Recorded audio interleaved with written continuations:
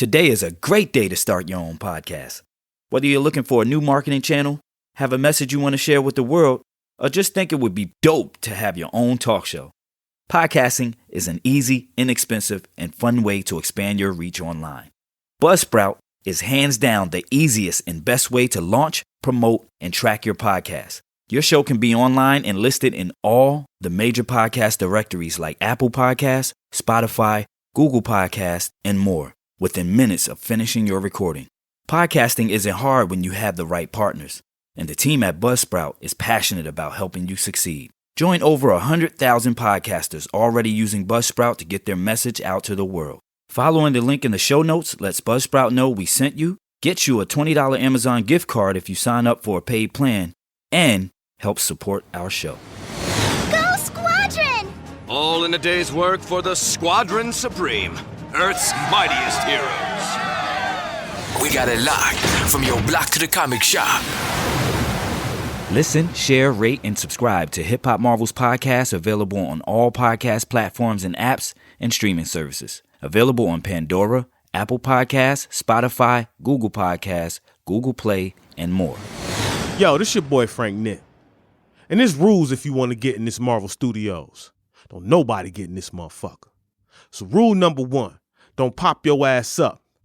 Don't bring no extra niggas. And you better be ready to write, direct, produce some hot shit, or you will not get in. Marvel Studios, nigga, you know what it is. Frank Nitt, let's go. We got it locked from your block to the comic shop.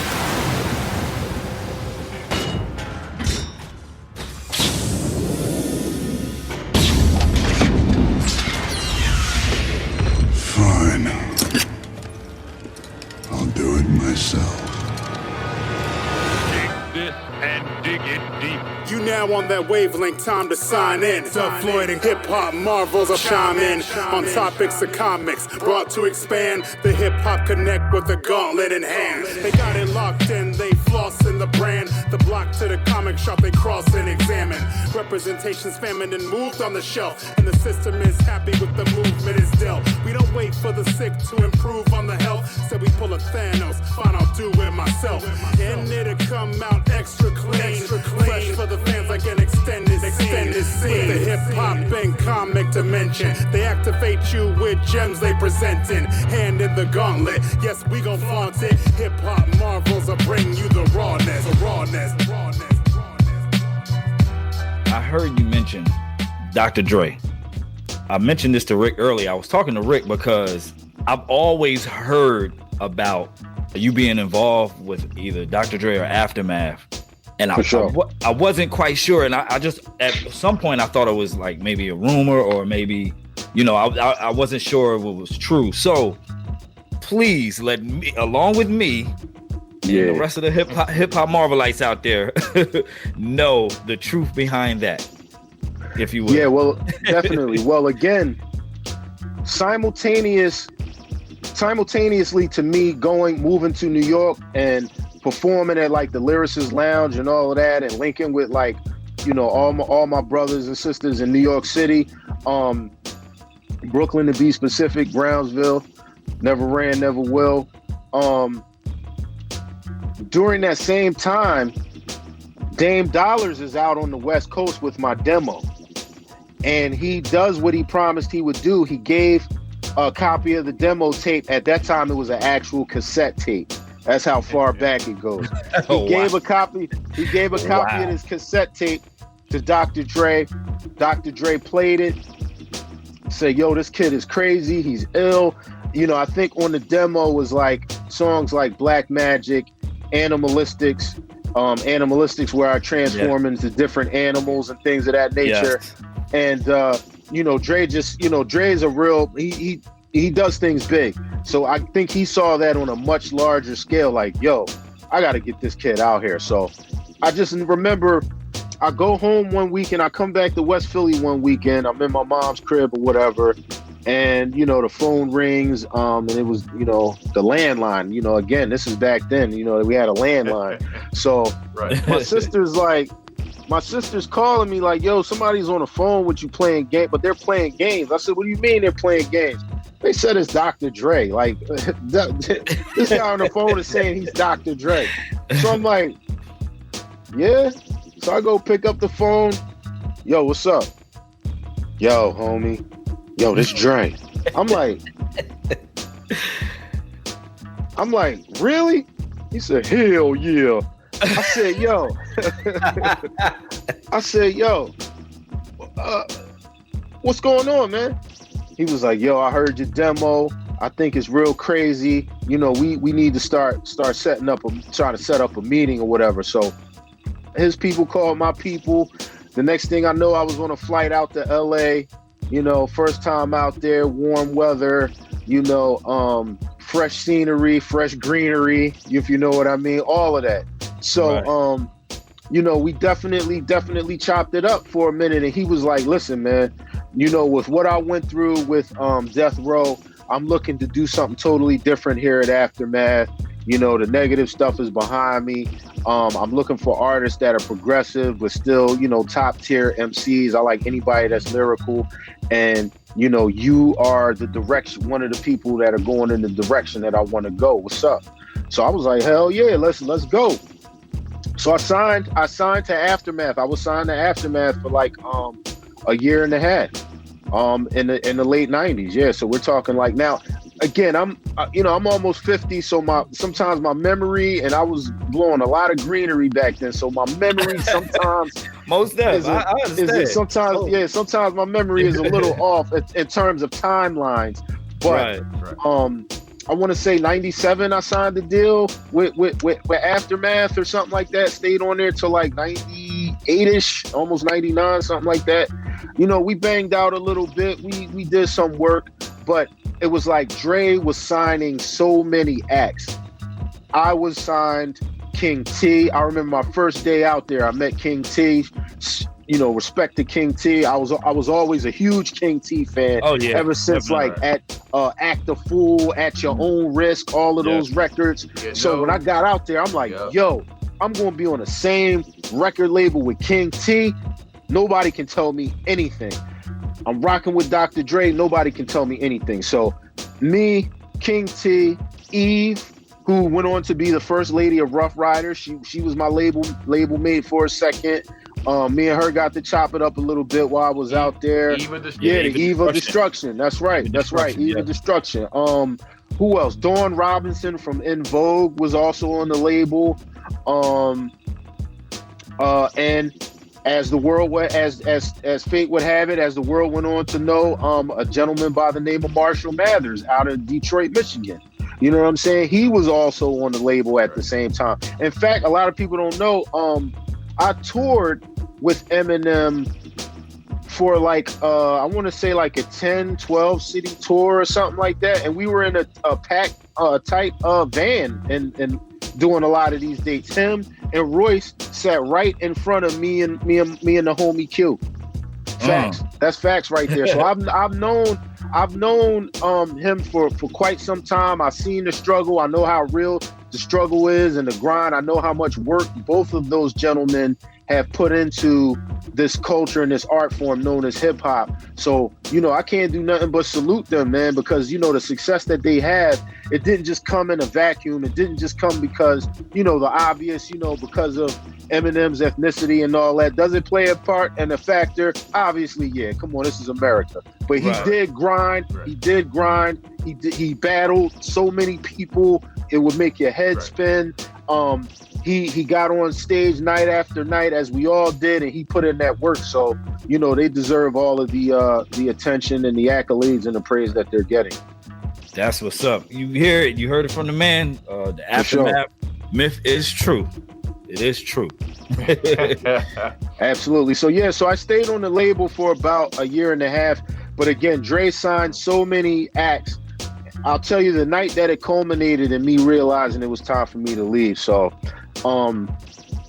my road manager gives me a call. So I've been out there working at some capacity, but it wasn't like I felt I should be in terms of getting into the studio and locking in with Dre and doing song after song after song. That's what I wanted to do. That's what I felt like I got hired for.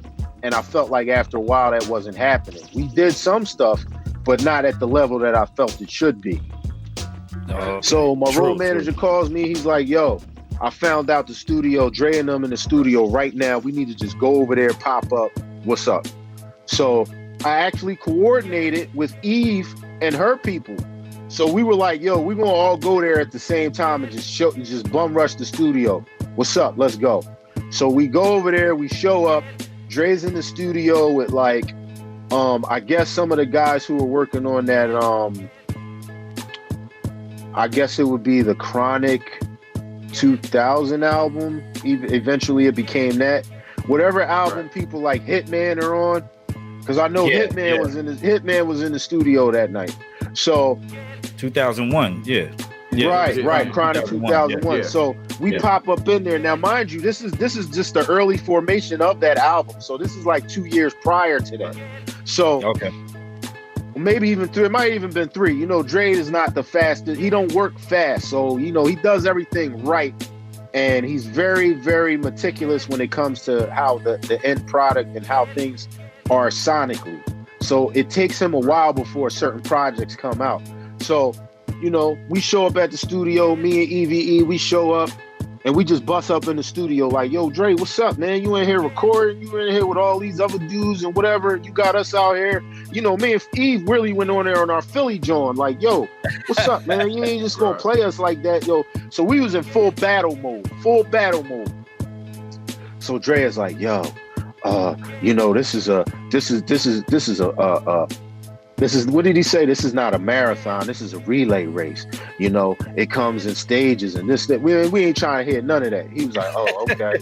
He was like, okay, I'm going to throw a beat on. I'm going to give y'all like, you know, a certain amount of time to put your bars together, and whoever let the best man win.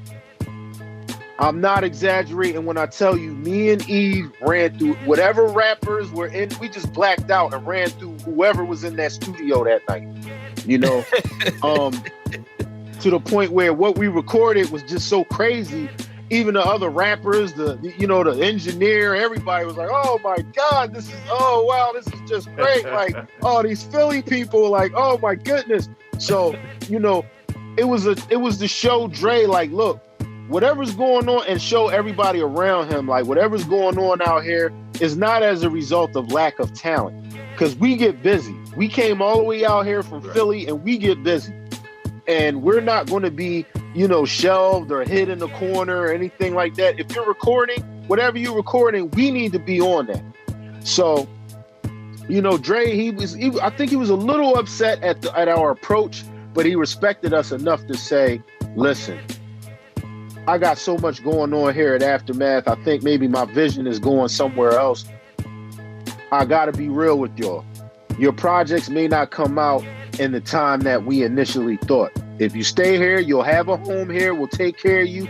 But, you know, we got other things that are more pressing right now. So I respected that. I said, look, you know, I respect the opportunity to stay here and all that, but I gotta, you know, manifest my own destiny.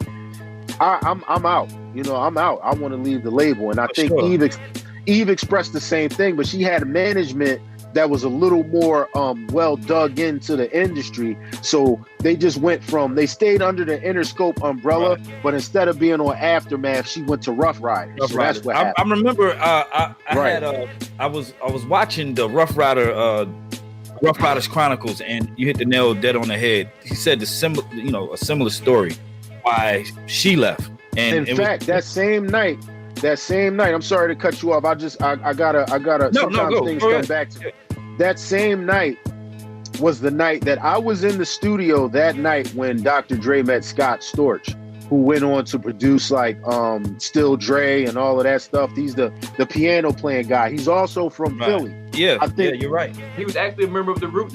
Right. Yeah. Exactly. So, you know, Eve knew him a little bit better than I did, obviously. I didn't really know him, but I knew we were all from Philly and we were all out there.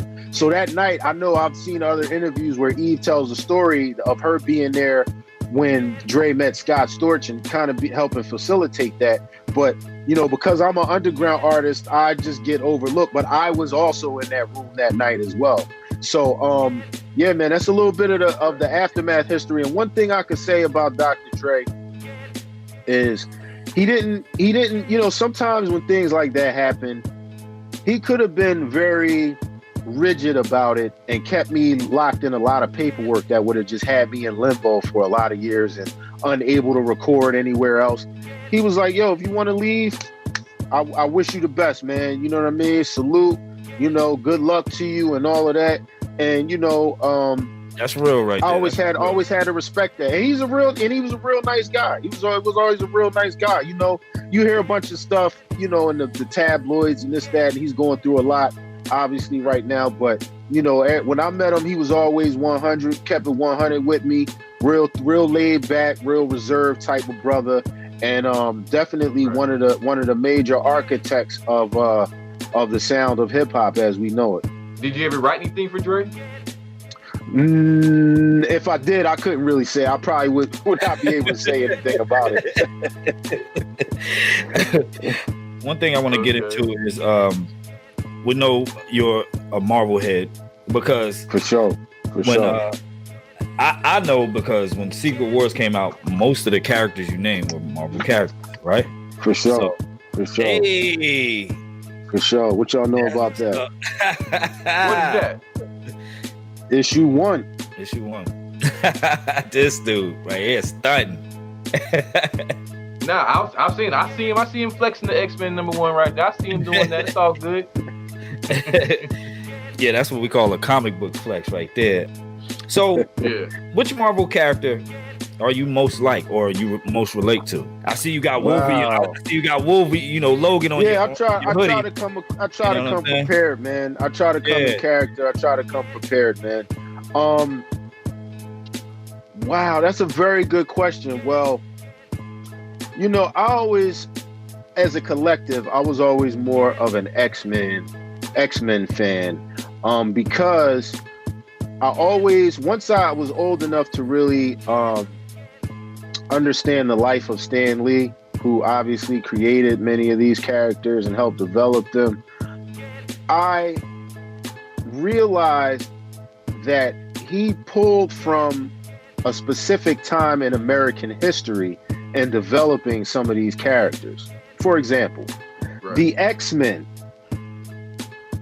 were to mirror what was happening with the civil rights struggle of the 60s.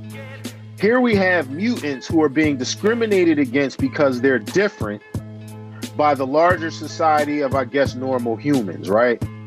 Now, in the 60s, we as original people here in the wilderness of North America were fighting for what was known as civil rights. Us being different in terms of the way we looked and our cultural nuances and things of that nature, fighting for equal rights under the government, much like the mutants are doing within the whole X-Men saga. We look at the two leaders of, the Brotherhood of Evil Mutants. We have Magneto, then we have Professor X. One wants to say that, humans will never understand us, never accept us, never like us, so we might as well just be the most badass mutants we can be and slay them at every opportunity. We have the other leader in Professor X saying, you know what? We're at the end of the day, we're all people, we're all humans. Maybe they can be, if we show them that our powers and abilities will enable us to help society at large, they'll accept us a little more. So again, let's look at the civil rights struggle, and particularly, again, I come from out of the Nation of Islam. So Malcolm X, and Martin Luther King were the two almost like opposing sides of that argument. Dr. King said, if we just remain nonviolent and march and, peacefully protest, maybe larger society will accept us. While Malcolm X says, look, they ain't rocking with us, we ain't rocking with them. So we want freedom, justice, and equality by any means necessary. Right. So knowing that Stan Lee, in a subtle way, pulled from the whole conflict between Malcolm and Martin, aka Magneto and Charles Xavier, he flipped it a little bit to so that, you know, who the good guy and bad guy is. He flipped it a little bit. But it's that polarity that always resonated with me, especially once I got older, because again, both of my parents were X-Men. My mom was Eleanor 4X, my dad was Willie 13X. So, you know, the X-Men always stood out to me, especially once I got older and knew the science behind why Stan Lee created these characters. But I gotta say, just overall, what pleases me about Marvel Comics, because again, obviously I'm into other stuff. I read, you know, DC, but Marvel has had an, you know, no pun intended, an uncanny ability of really pulling from real life situations. Exactly. There's so much realism. You definitely can relate to a lot of the characters, how they grew up. This is why I think so many teens relate to like Spider-Man, you know, being this teen in school and trying to adapt to these new powers and being bullied. These are real situations. I think these are some of the things that I use to escape my reality, and in turn being faced with the same situations. But it's like, okay, I'm not alone, and I'm reading how certain characters deal with their problems, and in turn it helps me. That's right. I agree with you 100%. This is why I'm a wholehearted Marvel fan. Or African American characters are wetter than DC's. Okay, yeah, for sure. I think they did. I mean, as far as like so-called ethnicity across the board, they've got a more of a handle on accentuating the differences or the nuances of people's different cultures and allowing that to shine through. I mean, obviously with the whole, like, you're right, with the whole thing with, T'Challa and the nuances of African culture. Of course, it's a made up kingdom, but many of the nuances are very real. Are very real in terms of cultural expression. Yeah, definitely. You're right. Yeah, most definitely. It's one of the comic, one of the big three that, well, at least to me, they take pride in diversity. For sure.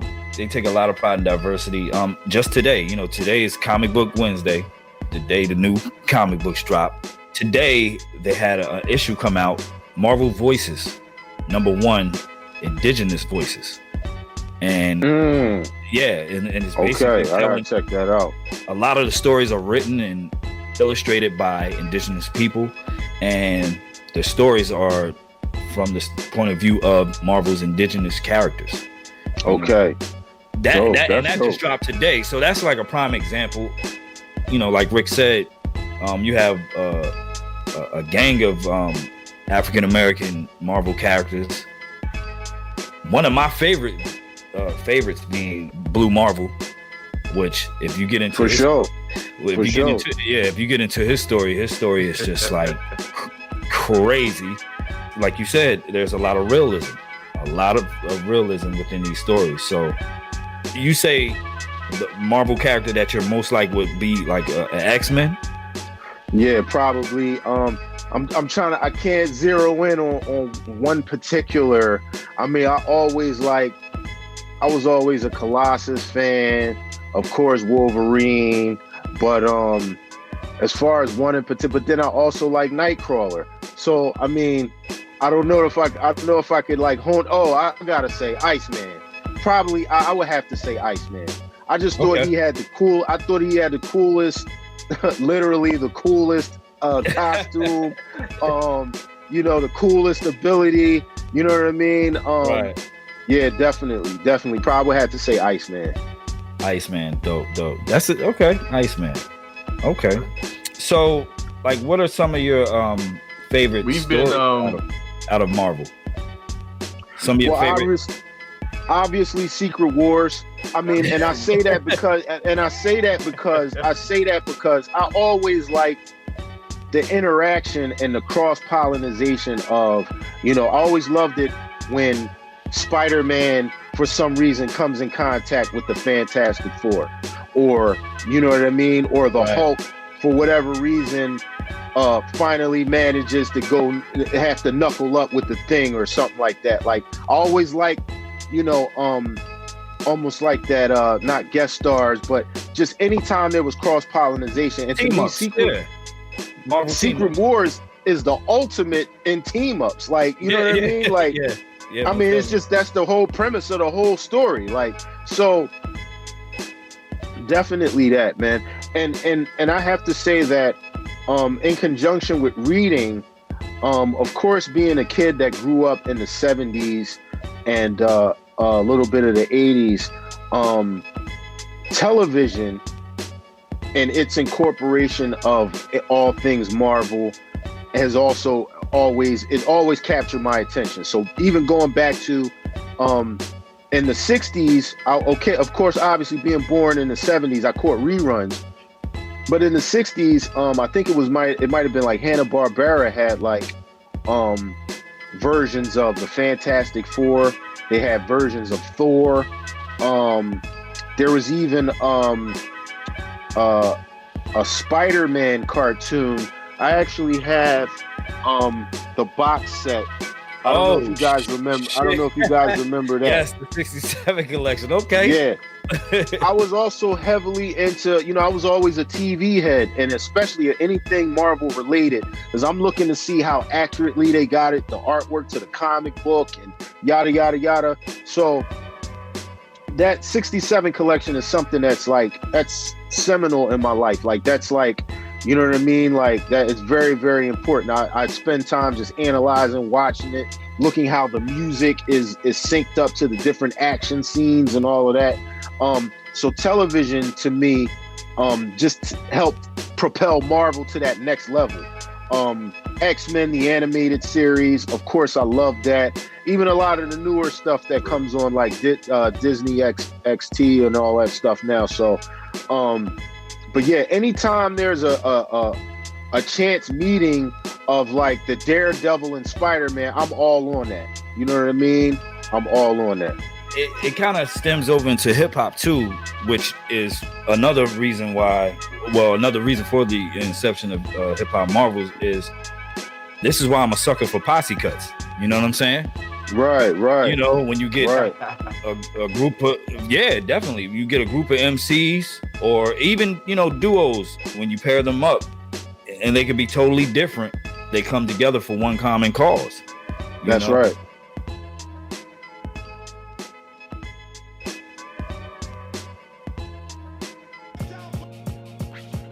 I guess basically everybody's like so adult-like and so keep it realish that sometimes they tend to overlook the fact that if they would like allow that kid in them to really look at the world in an imaginative way, you might get the answers to all these adult questions so much quicker and so much simpler. Right. You know?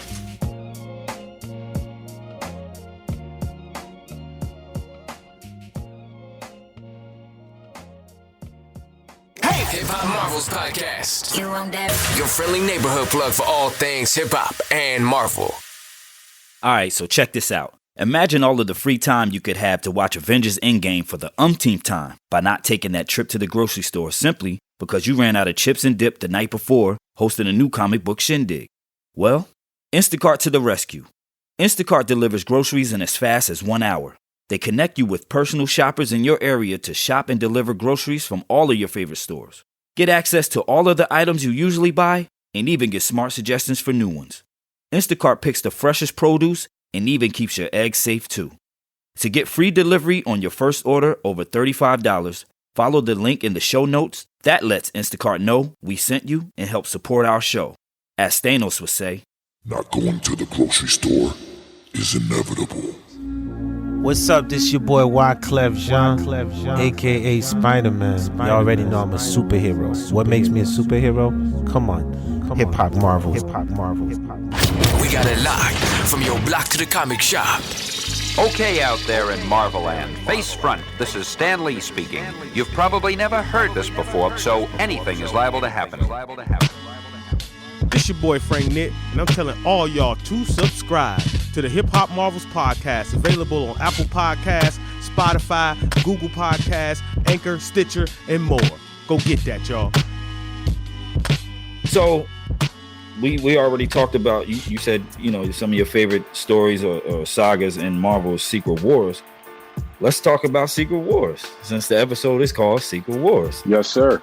So Secret Wars, one of my favorite joints of yours, due to the fact that it was, when I first heard it, it was so different in the sense of, okay, I've heard many Marvel references in hip hop, right, stemming back to when Bob Camp did the artwork for Africa Bambaataa.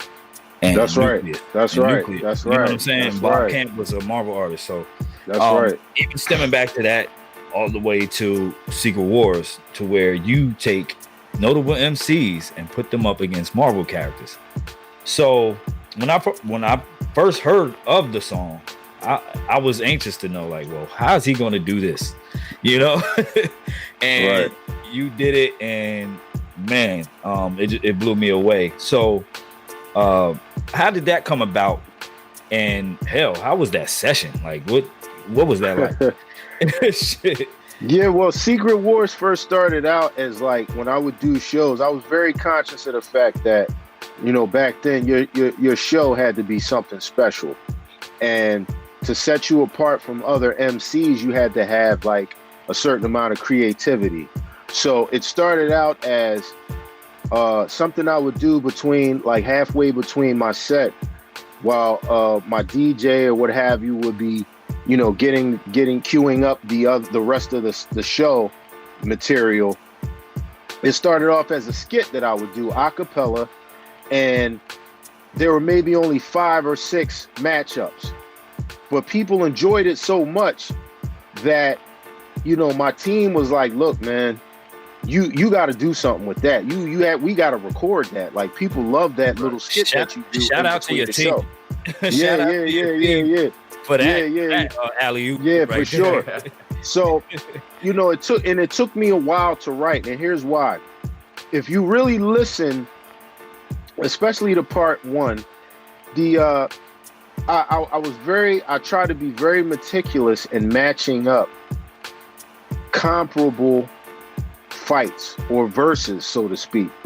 So who better I caught to that fight from the very beginning. Right. Yeah. Who better to fight KRS-One, because he's a deep thinker, he's a teacher, he's a very cerebral person.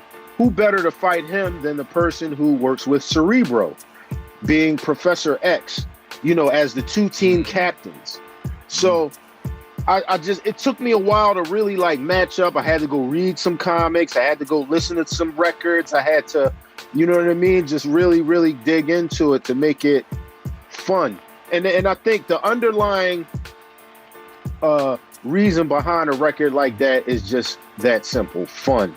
I always strive to do things that are fun for hip hop. As much as I would like to say that it's all about, the intelligence factor and teaching people and this, that, and the other, sometimes I want to be known as somebody who brought fun back to the art form. And to me, it's a fun record. I was the kid that grew up obviously collecting comic books. To this day, I still collect certain vintage toys like Transformers and G.I. Joe. I'm all about fun, creativity. So as a kid, I'd sit in my room and I'd take maybe Cobra Commander and one of the Crimson Guard, or Cobra Commander and Duke, and I'd act out them fighting each other. So that's kind of like the same thing, the principle that took place with Secret Wars. I just started acting it out like, okay, Professor X goes after KRS-One, and Dr. Octopus goes after Busta Rhymes, and Redman goes after the Incredible Hulk. And as I'm doing that, I'm acting it out as I'm writing it. So I just took it to that next level and even recorded it in that same fashion. Being a fan of hip hop and truly being a fan of all of the artists that I didn't put one artist in there that I was marginally a fan of. Like, I really, really listened to all the records of all of those guys. So it became easier to do, and it motivated me to want to do it even more. But a fun record. It definitely fun to record. Definitely fun to record as well. I mean, we're all in the studio laughing, and but the first time I recorded it was in '95 at a home studio. My homie Big Tyke, who actually did the demo, we recorded it right in a home studio in Jersey, and we laughed. We giggled, laughed, and this is crazy, and I'm laughing right along with them. So it was a fun record for us to make, and I'm just glad that after all these years, the listener, I still get young people who hear it for the first time. Oh yeah, definitely. Through an older brother or aunt or an uncle or a parent or something, and they're like, "Yo, this is like really crazy," like and so that level of enjoyment lets me know that my mission was complete. I just wanted people to have fun with the record. And some of the illest impressions on that thing too. So yeah. And we got to remember, I came at a time that we were I caught the tail end of the whole East Coast, West Coast thing too, which also that kind of factors into when I went out to work with Dr. Dre. I have I got a lot of stories about me being out on the West Coast and all that as well. There was a lot going on. And remember, we saw the unfortunate, untimely demises of Christopher Wallace and Tupac Shakur, the Notorious B.I.G. and Tupac. And as a result of that, me priding myself and coming from a culture that we're taught to bring, when everything is going haywire, we are taught to bring civilization to the uncivilized. I saw hip hop going through a period where it was starting to really come off as uncivilized. So in my own way, this was an opportunity to show unity amongst the hip hop. I love West Coast artists like Ras Kass. So I put him on the record. You know what I mean? Of course, I love my East Coast brothers like, Redman and Busta Rhymes. So I put them on the record. I love Boot Camp Click. So I put them on the record and had them fight G.I. Joe. So, it was my way of saying, let's bring back the unity within the community and have a common foe. Like all of us fighting Marvel instead of all of us fighting each other. Right. Definitely.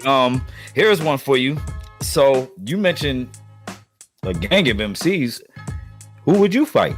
Who would you verse? Who would you go against? Well, of course, because I created it, it would have to be me and the Beyonder, because he was behind the whole Secret Wars thing. Right. So I think I even say that toward the end. You would have to get the Beyonder. Okay, that's what's up. Yeah, definitely the Beyonder. Okay. Let's talk about one of Dub and I's favorite records. We talk about you being in the studio with Wordsworth. Yeah. Oh yeah. Salute to Wordsworth, man. Yeah, shout out Wordsworth. Major shout out for the assist. Definitely, man. Let me tell you something, man. When we talk about the Lyricist Lounge days, right? That's when you saw the creme de la creme, the top tier upper echelon of not only known MCs, but those that were becoming known. In my life, I've been to 23 different countries. I've been all across the United States. I know people that, their rhyming abilities are incredible that we've never heard of. There's probably 3 MCs on the planet that I think, or maybe 4, I'll just say 5, that are the top in terms of freestyling, like off the top of the dome, just rhyming. Wordsworth is definitely in that top 5. We know what you're talking about, and I got the chance to see him do that live. Yes, and he's almost like he has a very, very special gift of, even because remember, even the Lyricist Lounge had a television show that aired for a brief period of time. He was killing it on the show, just like in real life. Like, I mean, it's just like he comes from somewhere else with it. Like, it's so natural to him. You know what I mean? I was always in awe of that ability, as well as, just him rhyming, period. And in the songs, we've done other stuff, but definitely when I think about him, I think about how unique a talent that is, and that he's a mutant in his own right in terms of that talent. I think the joint Rick was mentioning was It Ain't Enough. So that joint right there. Yeah. Shout out to him and how you guys, man. How you guys, y'all were bouncing back and forth off one another. You guys, it's not like you guys could just email a verse. You guys had to be in there writing. at the same time and playing off each other. And again, I have to concede, I took his lead. He took the lead on that record. He was like, all right, this is my first line. Boom. Then he come back. Boom. And so I'm just trying to keep up with him because it comes so naturally to him. I'm just trying to keep up with him. He'll tell you we were in we recorded it in the Beat Miner studio. I think maybe we might have ultimately went to D&D. I'm not sure, but I know we went to Evil D and Mr. Walt's home studio.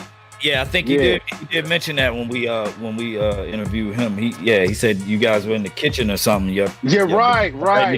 Yeah. Exactly. We were right in the kitchen. But I took his lead. I just took his lead. Like he ran the point on that. I just followed suit with what he was doing. That's what's up. So before we get out of here, I do want to. I'd be crazy not to mention this. And I remember when I brought it to Rick's attention because as a fan of yours, I've been waiting, to hear something new from you. I think the last thing I heard before this project I'm about to mention was Jungle Gym. Yes, sir. You and Haak Filmore. And yes, sir. So I was surprised. I want to say you released it late last year. Was it? I think it was late last year or mid last year. 18. I think it was 18. I think it came out 18, like 18. The end of 18. Into 18, okay. End of 18, but yeah, Lord of the Fly, bruh. Yes, sir. That incredible. Talk about an incredible body of work. Incredible. I appreciate that. We greatly appreciate that. As somebody who's been doing it this long and now I just do it for fun. I'm not trying to get paid. All it's about is having fun and hoping that brothers like yourselves enjoy it. So that makes me feel good.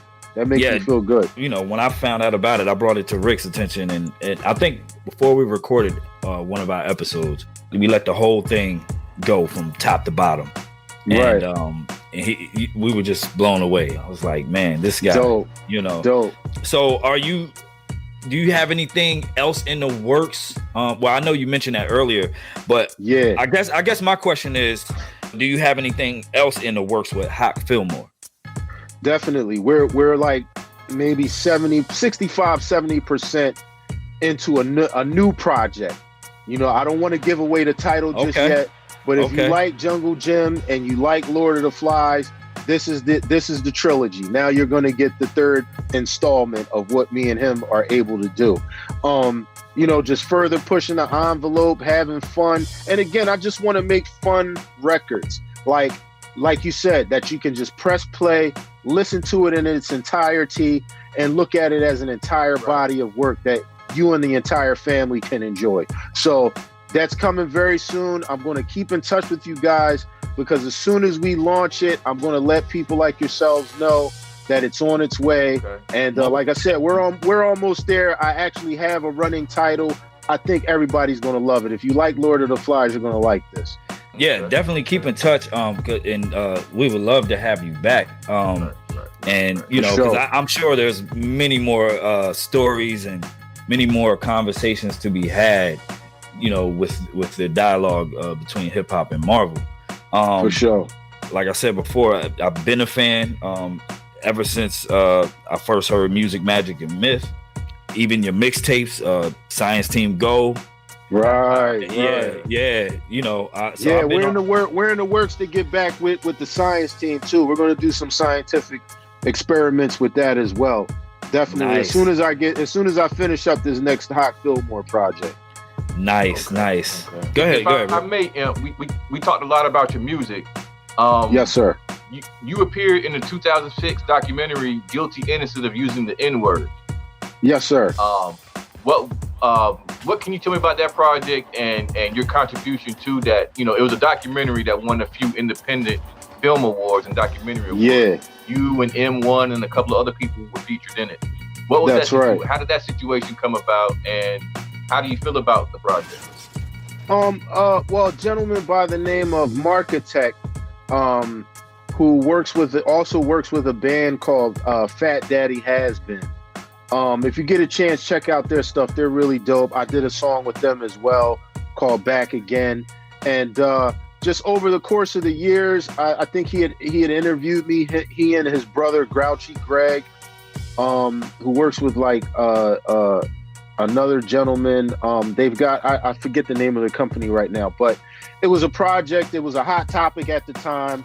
You know, people know that I have a certain background with, you know, matters of socio-political topics and stuff. So, you know, they just came to me and asked me to add my 2 cents. And I just added my 2 cents as someone who obviously grew up in the hood, in an urban environment, who knows what it's like to have used the word, to, you know, have consciously gone through periods in life where I didn't want to use the word, and just what it means for us and to us as a people, again, here in the wilderness of North America. So, you know, at the time, I didn't know it was going to be such a big deal. They just asked me some questions, said they were putting something together, and that was that. But I think that was the intent. They just wanted my natural, organic feeling on the topic, the subject matter. Right. Not like, yo, we're going to actually put this out and it's going to be blah, blah, blah, blah, blah.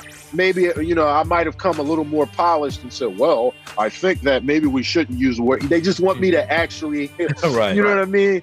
Really give my honest opinion on it. So that's what I did. And then the next thing you know, it came out. So, you know, shout out to them. Definitely, man. Marketech, Grouchy Greg, all those dudes.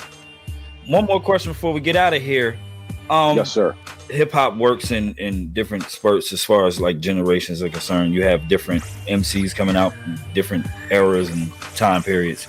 With that said, have you ever considered doing a Secret Wars 3?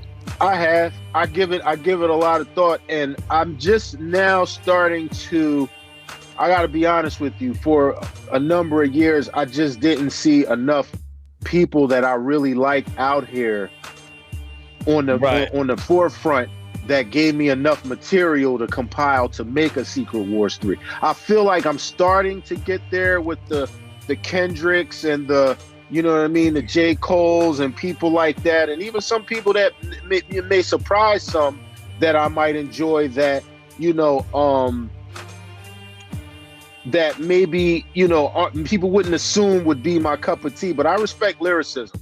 As long as you're not talking too crazy and, you know, stuff that's, you know, but I respect lyricism. You know, just the other day, I was listening to, you know who I've been listening to a lot lately? This made me sound kind of crazy.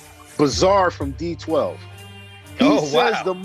He says the craziest stuff, but his delivery, he got rhymes, he got bars, and of course sometimes the content is like a little crazy, like whoa, did he really just say that? But that's just to give you an example of, you know, I'm all over the place. If you're lyrical, I respect that. As long as you're not talking about anything about hurting our people or, you know, damaging to our image and who we are as a people, then. But yeah, I'm starting to, you know, kind of get a little itch toward making a Secret Wars 3. So let's just willfully hope that more and more artists are coming out that can really rhyme and are pushing the envelope. Because I don't just want to do it just for the sake of doing it. I want it to be like, okay, this makes sense. You know what I mean? Right. Yeah, no, most stuff. That makes a lot of sense. You want to make an impact, just like Secret Wars 1 and 2 did. 1 and 2, exactly. Yeah, definitely. Exactly. Yeah, I think that's a very valid reason. And like you said, you don't want to rush things. You know, you want to make sure everything's intact and you got enough material to execute. Exactly. Yeah, man. So, you know, we appreciate you rocking with us. I know it's been lengthy, you know what I mean? But we wanted to, good, man. You know, one thing we do here, especially when we have guests, you know, we want to give flowers now.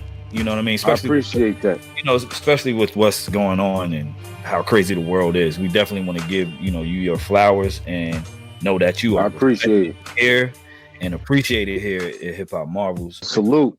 I appreciate you gentlemen for the platform that you putting on, and realize and understand that the role of the journalist in documenting what this art form is all about will remain here willfully hundreds, if not thousands of years from now. So your jobs are very important. Important and very significant. So I appreciate you for having me be a part of this platform.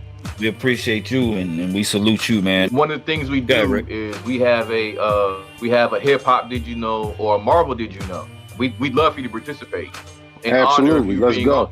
Honor of you being on the show, I'm gonna throw this out there. This is a Marvel did you know, or in the form of a question. What Marvel superhero is a Philadelphia, Pennsylvania native? Wow. This is where the rest in peace, Alex Trebek. Rest in peace, Alex Trebek. This is where the Jeopardy. And I should know this. You this got is where me the on Jeopardy. that. Go ahead, Rick. Yo, Dub, you want to take a shot? You got me. I mean, Philadelphia. I know where a few of them are from, but Philadelphia. That's a. Is it well? Before you answer, is it a prominent hero or villain? Like, is it one that's notably, that's known? I'd have to say so. Yeah. Okay. Well, yeah, you're gonna have to give me that. Yeah. He's gonna have to give me that one then. Yeah. Yeah. Okay. Well, to answer the question, James Rhodey Rhodes, aka the War Machine. How did I not? Look, is a Philadelphia, you know what's crazy? Native. You know what's crazy? Hey, M, look, you know what's crazy? My AKA is War Machine. I call myself War Machine, the last Don Cheadle. You know what I'm saying? Okay. That's my AKA. Okay. Yeah. I was just gonna say that gonna say that when War Machine was killed, he's actually buried in the fictional story. He's actually buried at a real church in Pennsylvania, which is Mother Bethlehem Church. Wow, Mother Bethlehem. Yeah, I know exactly where that is. Wow. Yeah. Wow. That's what's up. That's a Marvel. Thank you for that, man. Yeah. That's what War Machine's funeral was held at in the comics. Right. Wow. I should have known this. Dope. I feel ashamed myself. I should have known this because that's like. And you call yourself the War Machine, right? And that's another one of my favorite Marvel characters. You know what I'm saying? For War sure. Machine. You know what I mean? Ex-military, and then I get from time to time that I have some resemblance of Don Cheadle. So Cheadle, I can see that. I can see that. So that's where that I'm sure Cash is getting a kick out of this too. But yeah, man, like I said, we appreciate you rocking with us, man. And before we get out of here, anything you want to plug, any contacts or anything of that nature? Yeah, people can just contact me on Twitter, The Last Emperor 13. That's The Last Emperor 13.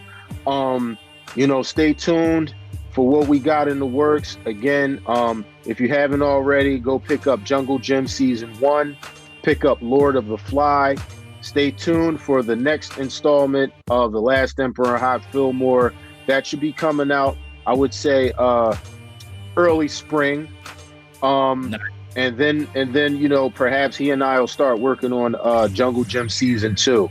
So I just want to say thank you both again for having me be a part of this format. And I want to say peace to man, woman, and child. Peace. Peace. Peace.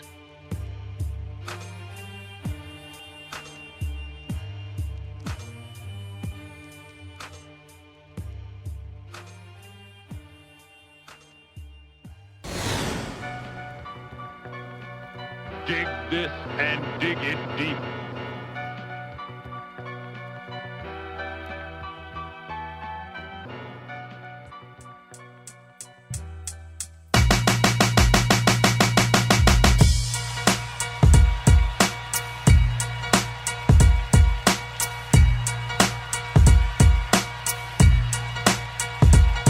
What if I had the power to gather all of my favorite MCs with the illest comic book characters and they became arch enemies? Inconceivable, unbelievable, yet as wild as it seems. The Emperor and Stan Lee would coach the two opposing teams. Keep it clean, no bats, no gats, guns, or interference. Comic book characters would go head up with raw lyrics. Now I take whoever might be on break from doing tours and have them sign up for the Last Emperor Secret War. Sure, for that kind of capacity, we need a crazy large arena that might stretch from West Philadelphia to East Medina.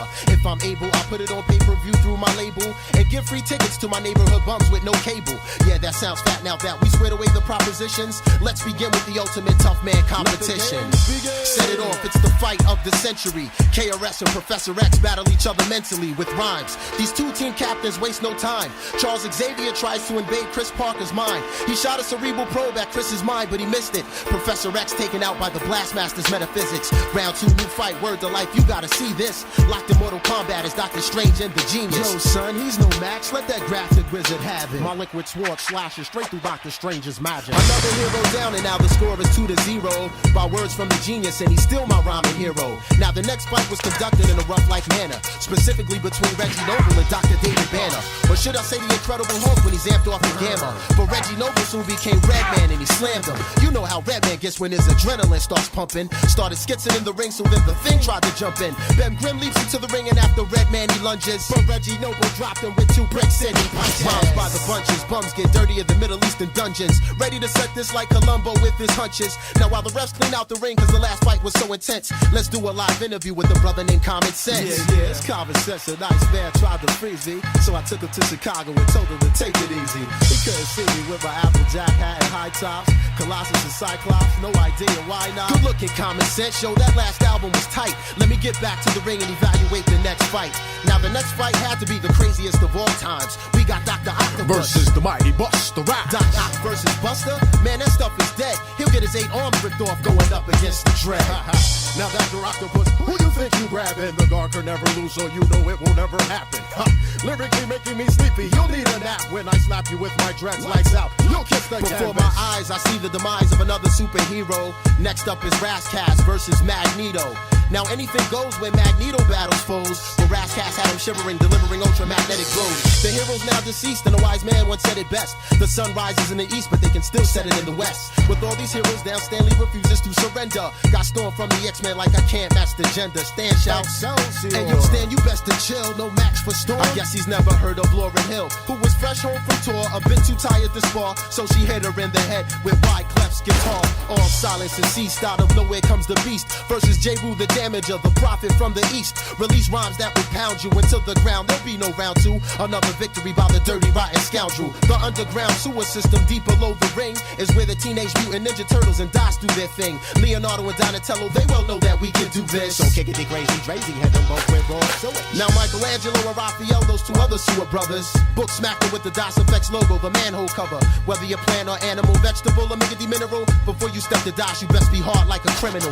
Late entry into the competition just when you thought it was over. The last battle was brought forth by G.I. Joe and Cobra. Mercenaries and soldiers, G.I. Joe was rolling thick, but I'll get the military of hip-hop, aka the boot camp clique. World War III for 99 in line of all these troops. I can see General Buckshot, toe-to-toe with Duke. Salute the captain for rapping, cause now we know who's hard. Catching wreck like stealing tech up against the Crimson Guard. Charging after you, smashing you, metaphorically bashing through the entire Joe team is OGC and Rough the Irrational. Then all of a sudden I hear this real loud crack. The military punish the big rock, it's real black. With damage done to his team, refusing to leave the scene. Next up, Weapon X from Canada, Wolverine. You know the routine, his claws can rip rappers for days. Oh, but here comes the Method Man, aka Johnny Blaze. Wolverine, you can't hang. Winter Cow does his thing. Paralyze you with the venom from the Method Man's fangs. With power, the final hour, and the stratosphere gets darker. Nasir Jones versus Peter Parker. The halftime head ringer versus the web slinger. Illmatic versus radioactive in the rotten apple where the dead linger. Cursed the day that spider ever bit him and gave him a copy of the second LP it was written. These are my secret wars, not yours. Ask the Beyonder. My prelude like Honda produced bodies like Rwanda. To all up and coming MCs, I got a question. If I made a Secret Wars 2, would your name even be mentioned? Would you make the final cut? I make the nicest give their titles up. Writing rhymes, fighting crimes like the Blue Falcon and Dynamite. Just stick around for the next battle/adventure. But if you see Stan Lee, tell him the Emperor sent ya. This is a news bulletin from the WGBS Radio Newsroom. A tape-recorded press release has just been delivered to this station, as well as several others in the city, from an unidentified group claimed to have kidnapped an experimental nuclear reactor. My friends call me Jungle Jim. I have the strength of 100 men. In fact, when I touch a pen, I don't make your skull snap, I crush it in. On the hunt again, ripping through with a style too wild for a city zoo. The name's Jim, who the hell are you? A rapper strong enough to backslap a mountain gorilla. The rap game is about to get iller. The most prominent, most dominant jungle beats released on at least 4 continents. or any landmass or metropolis. Strong Island, Long Island, Galapagos. Kidnapping mics like Boko Haram hostages. Miceless, flightless, ostriches. Clothesline a giraffe at the top of his esophagus. And ride a track hard like a black rhinoceros. Jim, tell him who's on top of this. Get him, Jim, get him, Jim, get him. Jungle Jim, get us him back again. I'm from the concrete jungle, a wildlife preserve full of killer gorillas and foul types of birds. Near a village where vicious crimes might occur. I overcame it all with these wild type of words. In the streets that'll damage you, murder and manhandle you. Emphatically, radically, tragically, cold cancel you. Every block's full of man-eating cannibals. And the cops hunt us down like we're animals. Try out for help, but nobody will ever answer you. When rappers complained and got lost in the game and became too afraid to approach us. When they all needed protection, came on with weapons to track us down and then poach us. I'm a rapper who's fierce and ferocious. Remember who wrote this? A rapper with the supreme intelligent mind and the combined strength of 10 elephants. Get him, Jim, get him, Jim, get him. Jungle Jim, get us him back again. Jungle Jim, get us him back again. I'm the rapping defeater and a natural leader who's comfortable to rumble in any jungle arena. Attack a pack of hyenas. I run cheetahs and zebras, swinging through rap goons like baboons, monkeys, and lemurs. Fall subject to my tough, rugged demeanor, but can't see me. I'm more like a mythical creature. Original, you can tell from my physical features. Rough, rugged, and raw, ready to rumble. Which one of these rappers is scrapping with Jim from the jungle? Hey yo, I gotta thank Haak cause he crafted this. And all the radio jocks if they blasting this. Let it knock on the block if they ask for this. And cold crush anybody that laughed at this. Until we come back with the master mix, I had fun running down on these savages. But for now, I'ma lounge and fall back a bit with my family under the wild jungle canopy. My habitat for humanity. Get him, Jim, get him, Jim, get him. Jungle Jim, get us him back again. Jungle Jim, get us him back again. Jungle Jim, get us him back again.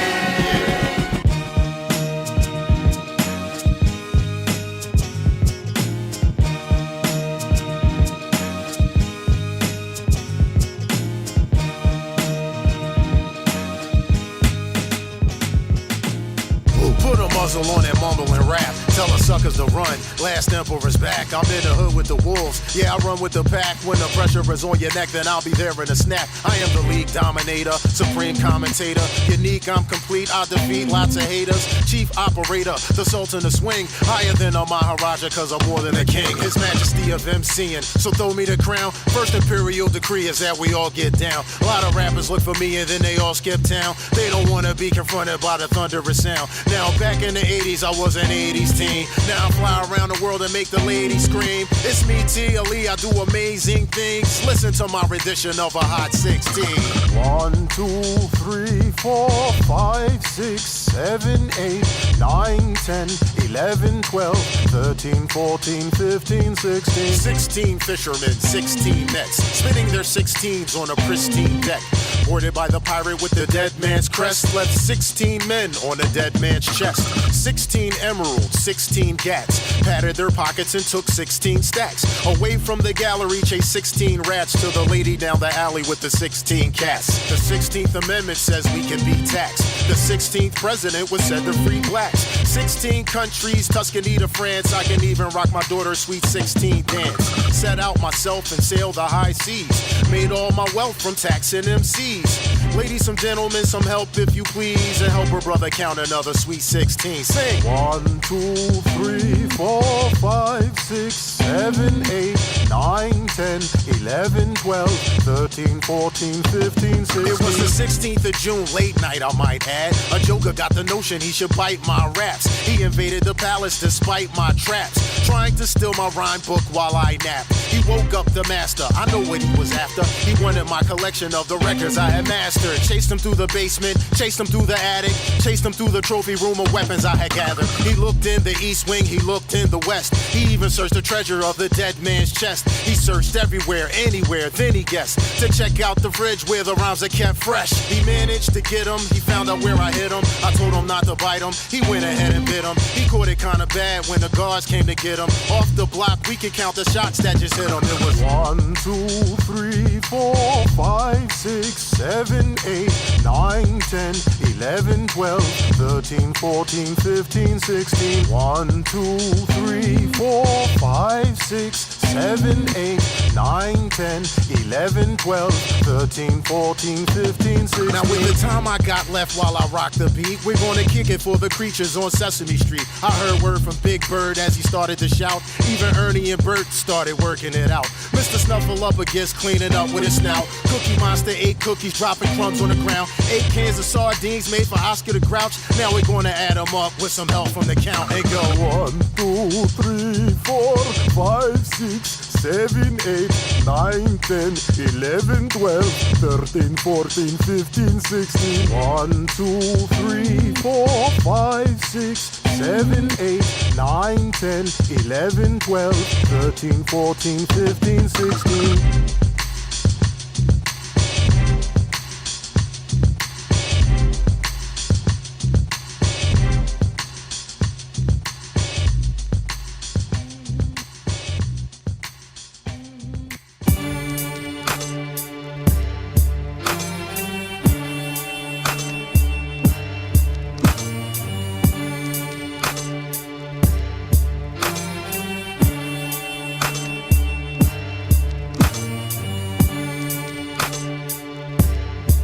The last powerful days of another way of life. Yo, what if I had the power to gather all of my favorite MCs with the illest comic book characters and made them arch enemies? Inconceivable, unbelievable, yet as wild as it seems. The Emperor and Stan Lee will coach the 2 opposing teams. What if I took my love for hip-hop and comics and made it equal and gave the people Secret Wars Part 2, the long-awaited sequel?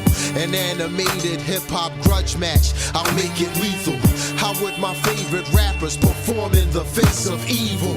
I take the RZA from Wu-Tang, yes, the Resurrector, versus Captain America, our nation's oldest protector of homeland security, the top defender, top avenger. He gets dropped and injured when raw hip-hop commences. Now it gets critical when Bobby Digital crushes Captain America. Perhaps the rest go would have to jump in it too. But the RZA was too nimble. The Red Skull licked off shots to hit him. RZA then launches the Wu symbol into the New York skyline. Time the Red Skull gets blown apart by the Ghostface Killer alias Tony Starks, aka Iron Man, Ghostini the scientist, the top contender. What other Wu members could I enlist? Who's next to die in this? I would take Master Killer and Golden Arms versus Power Man and Iron Fist. Imagine Blade, the Black Hunter of vampires, going after DMX, the dog from the Rough Riders. I mean, there's no telling how they might react. I've seen how X can bite the track. Would Blade be afraid of fight and then leave with his life intact? Yo, Blade, I think you got me wrong. I ain't that type of cat. And if you trying to step to the dog, I'ma have to bite you back. I saw DMX break him apart, take him apart. He played with the art. I saw X drive a stake through his heart. Another mission accomplished. X came, saw, and he conquered. Buried Blade's body in a shallow graveyard in Yonkers. Imagine after seeing X putting in work, watching the ring, you see the illest pit bull in a skirt, repping the double R, the first lady from Philly, Eve, y'all, versus David Banner's Amazon cousin called the She-Hulk. Jump in the ring and start swinging. I see punches, they're moving in and out. Two femme fatales engaged in a cage match, two-woman bout. A lot of female rappers play but not Eve. They done got Eve knocking chickens out like Layla Ali. Then I see the She-Hulk kiss the canvas. Stanley now gets embarrassed, so his plan is to summon Submariner from Atlantis for due to include ATL in this war. It's foolishness, I just get ludicrous to settle the score. And any bout of brawl, you're about to fall. I spit alcohol and drown Prince Namor. Actually, he's no match for me. Put him to sleep beneath the sea, and then came Thor.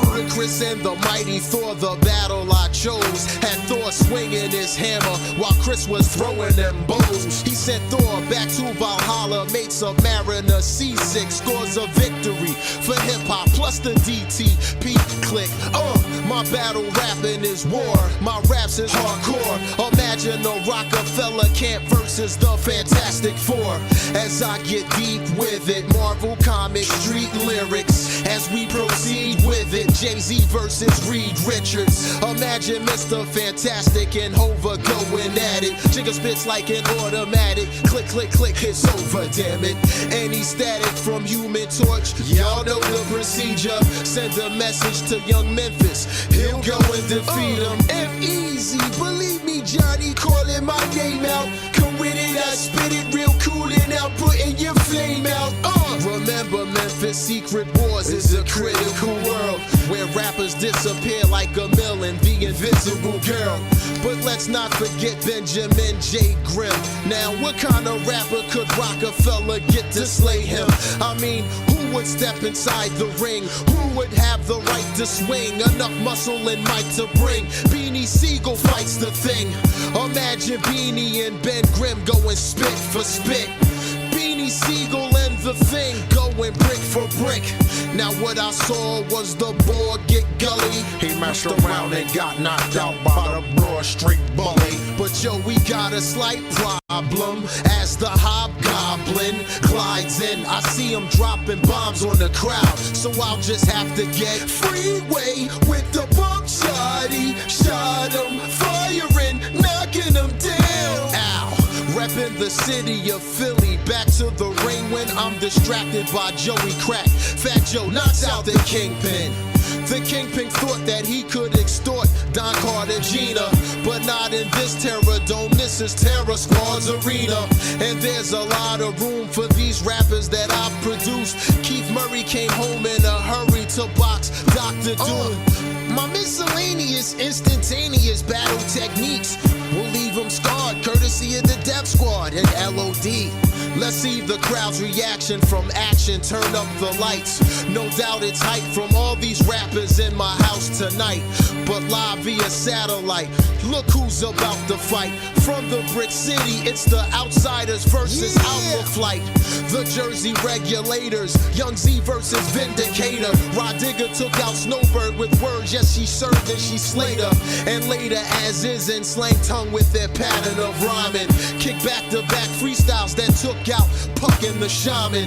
The Outs tore it down like they do it on tour. Pace One punched out the Sasquatch and yelled, I declare war. Now it seems World War III is in progress. Of course the Punisher would target the leader from Onyx. Sticky fingers, I kill rappers while holding my gap. That means I'll slam the Punisher and put a hole in his back. You know how I act. What up? Try your luck. Let's see. You finished. I'm in it to win it for the USG. As you can see, there's no casualties on my team. Me versus Stanley is more like man versus machine. I seen Exhibit from the west flying in versus Colossus, X-Man with the iron skin. Exhibit sucker punch, the Russian could knock you 10, knock the Finn. There's no choice in my arena, it's either die or win. This is all that happens if heroes target rappers. Then wouldn't Matt Murdock be going after Marshall Mathers? When Eminem then used the Daredevil for target practice? Slim Shady, maybe Ben Affleck catch wreck and then cause disaster. Somebody find a gurney, I'm a stretch the blind attorney. Bury him alive and burn him, tell D12 he tried to hurt me.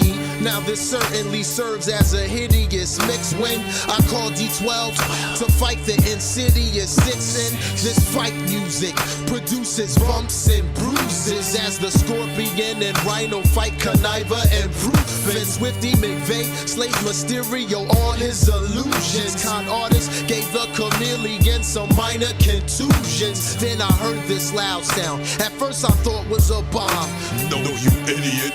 It's just Bizarre versus the Blob. They went and took the belt from a battle I felt they enjoyed. Back to the 8 Mile where it's wild and held it down for Detroit. Now as the time runs out, Stanley is checking the clock. There's room for one last battle. Let's see if y'all feel me or not. My ultimate tag team would be like Biggie and Pac. Stanley would get the Black Panther to team up with Juggernaut. Biggie snatched off his helmet, threw it to a fan in the audience, turned to the crowd and said, somebody shoulda gave that man a warning, cause I'ma floor him. This is real, not a performance. I'm the voice, weed smoke helps my endurance. Yeah, big, still reppin' blocks and BK. I say one of the best who was ever destined to rock. Rhyme sayer and slayer of Xavier's brother Juggernaut. But now, let's not forget the Black Panther and Pac. Holla if you hear me. Superheroes is trying to kill me. The son of a panther to slam you. Ride with me and Stan Lee. I'm sure you remember me. Even in death, my words leave a legacy. Two hip-hop titans and giants at war when they died. In the afterlife, standing together, fighting side by side. From Marvel to DC, to Dark Horse to Image. Bear witness to power of hip-hop. There are no limits to unworthy opponents, heroes, challengers, contenders. These are the last Emperor's secret wars. I'm finished.